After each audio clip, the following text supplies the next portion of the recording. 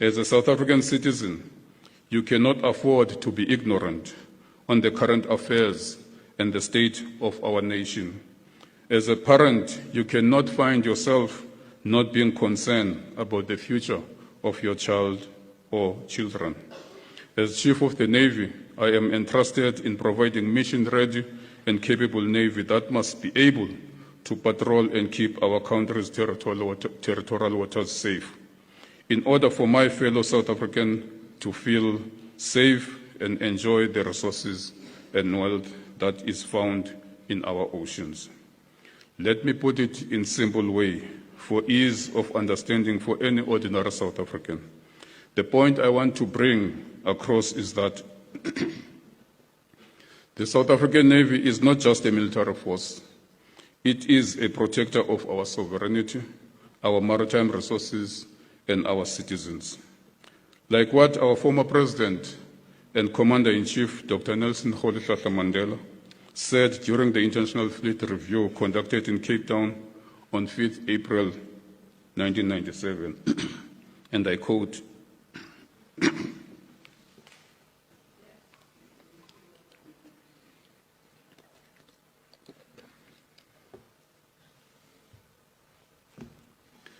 "The sea is a vital national interest, and that is why we maintain the Navy.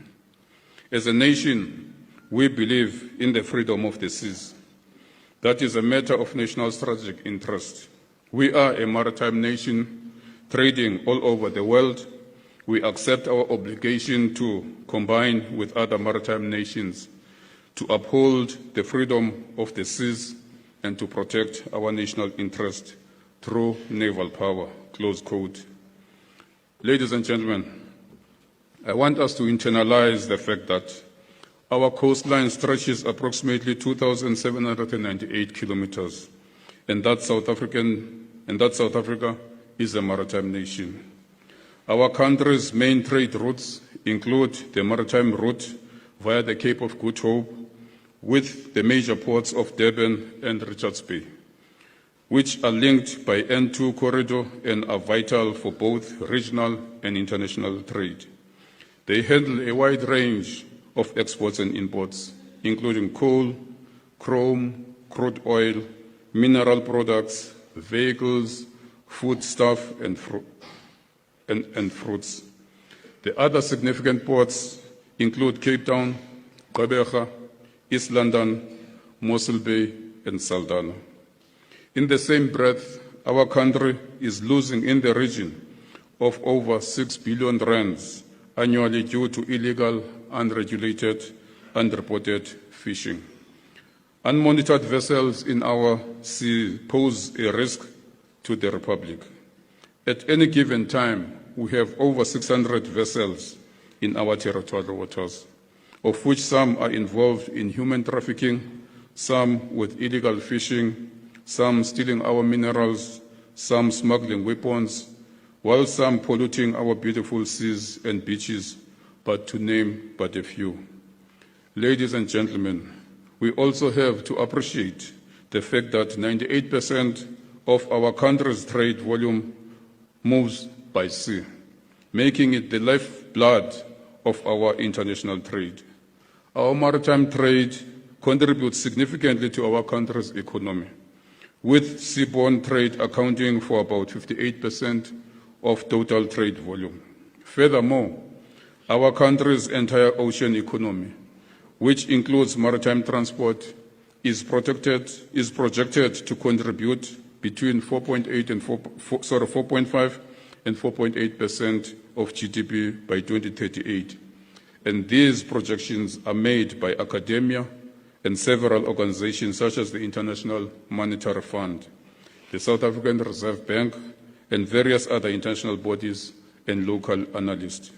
What is of concern is that in making these projections, these organizations might be overlooking a crucial element, which speaks to appreciating who and how do we protect our maritime resources of interest. Our Navy is the first line of defense against threats that might emanate from the sea, whether piracy, illicit fishing, or other forms of maritime crimes. Our Navy must keep the critical shipping lanes safe and free so that our economy can prosper. Should or when disaster occurs at sea, our Navy must provide help through search and rescue operations, besides being part of the humanitarian assistance within the country and in the neighboring regions.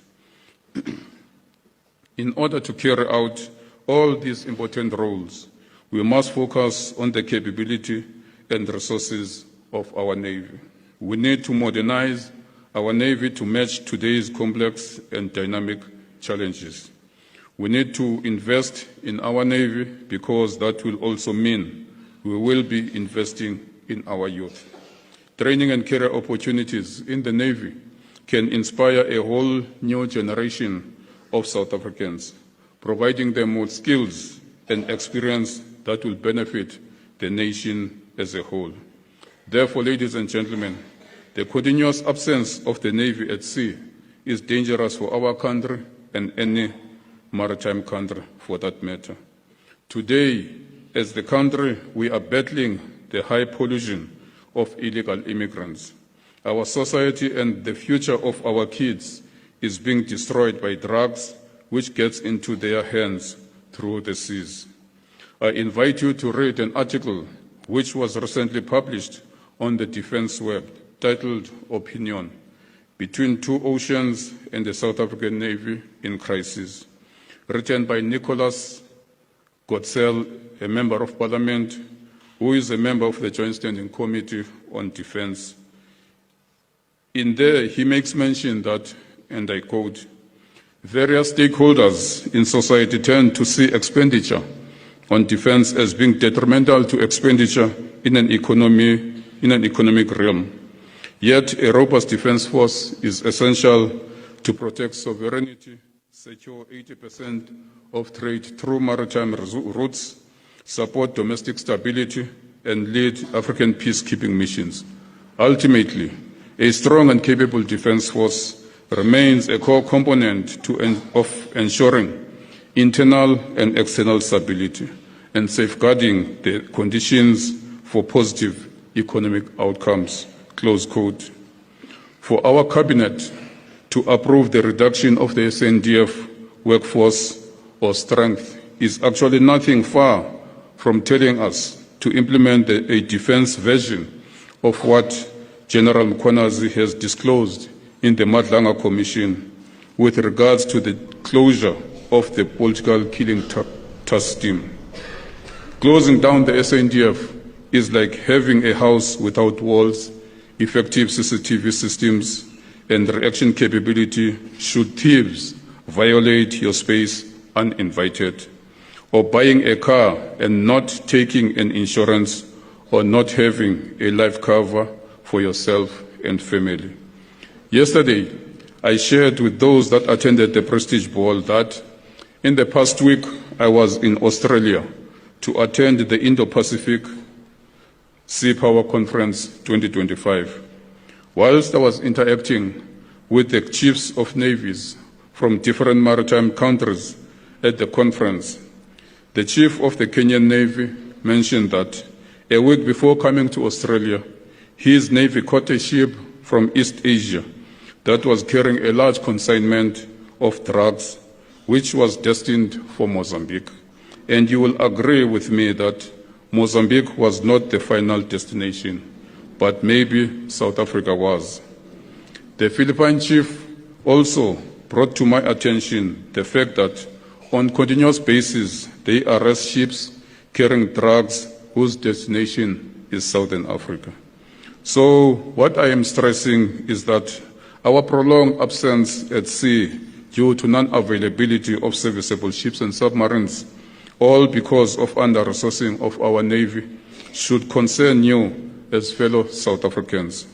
I often find myself questioning whether those responsible for making significant decisions, particularly regarding the funding of our defense force, if they may be directly or indirectly influenced by these drug cartels, illegal traders, maritime criminals, and human traffickers. Because it will appear that this consistent underfunding and incapacitating of the South African Navy and the Defence Force in general is to ensure the success of the operations that undermine our nation, compromise its sovereignty, and jeopardize the future of our children. The unpatriotic and what appears to be a sellout posture of defunding the SA Navy and the SANDF in general leaves me with a question of whether the people behind what I would like to call nonsense, if they are not busy with a mission to privatize the SA Navy and the SANDF, seeing that the private security is a lucrative business in our country and it is replacing the state security machinery. We must refuse this kind of unconstitutional policy decisions. I am telling you today that should the SA Navy's roles fall into private hands, and the same government that is today telling us that there is no money to fund the Navy, they will use the government reserves to fund those private security forces. To add salt to this wound, attempts have been made by certain government departments to bring a foreign company to come patrol our waters.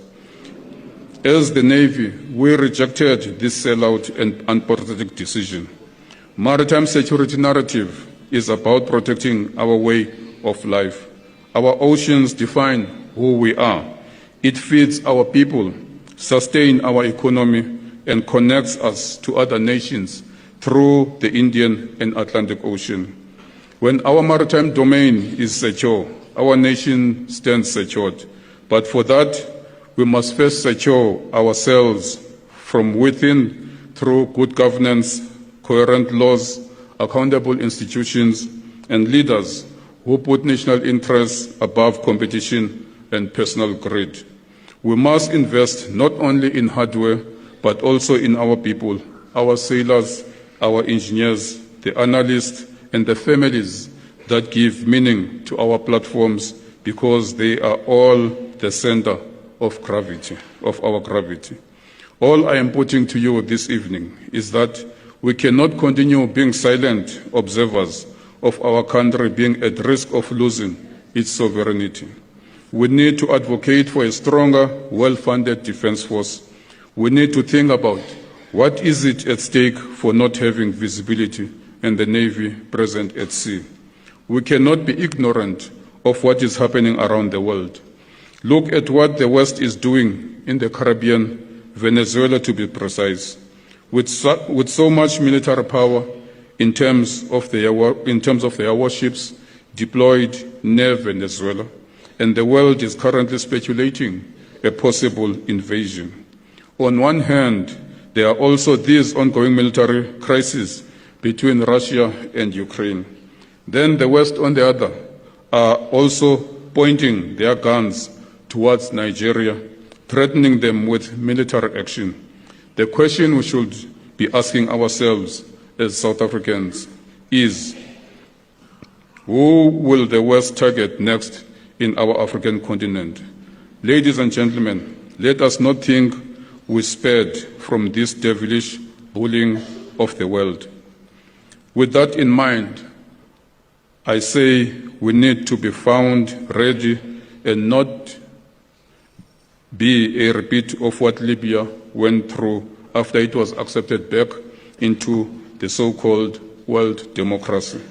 Libya's military was caught with their pens down due to failing to rejuvenate itself and thinking that the world was on their side and that they will never attack them.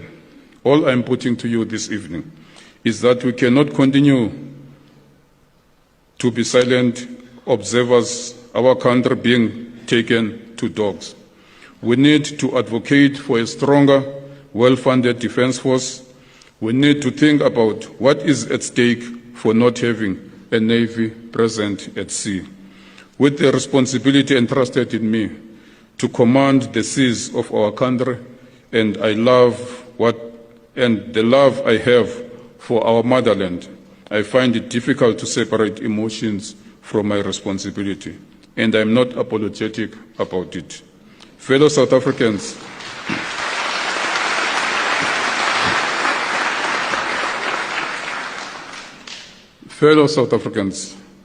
I would like to leave you with those few words to internalize, ponder on when you go to sleep tonight. As you lock your gates and doors in preparation to go to bed, ask yourselves, is our seas safe? Ask yourself if you are comfortable with what is going on in our country. Ask yourselves if the future of your children is in good hands or not. Before I close, I want to make mention that I regard my job as a calling, as I have been serving the people from the tender age of 17, and to this day, after 40 years, I regard serving the people in my country as the only thing I know best.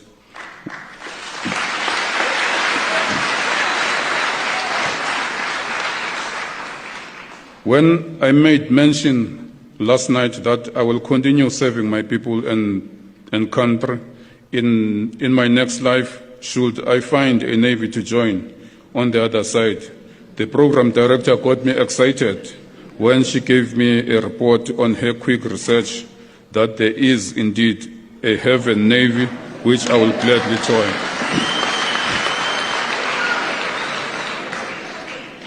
In closing, let me take this opportunity to thank the program director, Captain Mahlangu. Thank you very much for the professional and exceptional execution of your responsibilities as the master of ceremony for this important event in the Navy calendar. To the acting public relations officer, Commander Madiba, Mr. Mabina, and your team, well done, and thank you for the good work that went into the planning, organizing, and execution of this beautiful evening.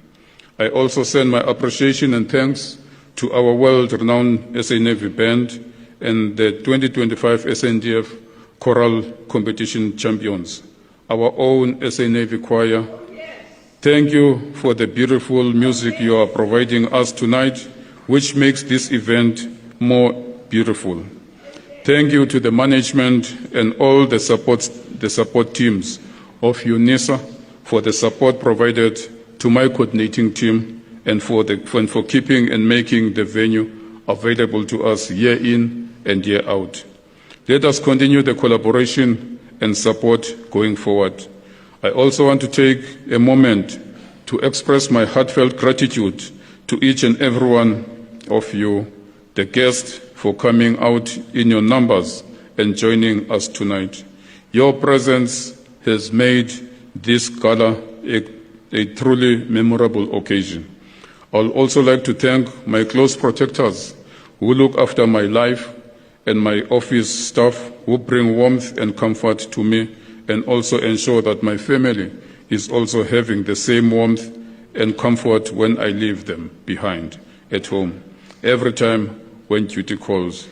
As we approach the festive season, I wish you and your loved ones a joyous and safe holidays. May this bring you peace, happiness, and warmth of family and friendship. Thank you once again for being here tonight.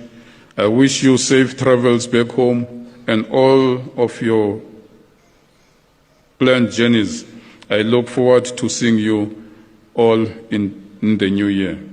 Our untouchable music director, Commander Matikizela, and the best choir conductor in the SNDF, our one and only Warrant Officer Twala. Let the music play on and keep us mesmerized with a few more music pieces.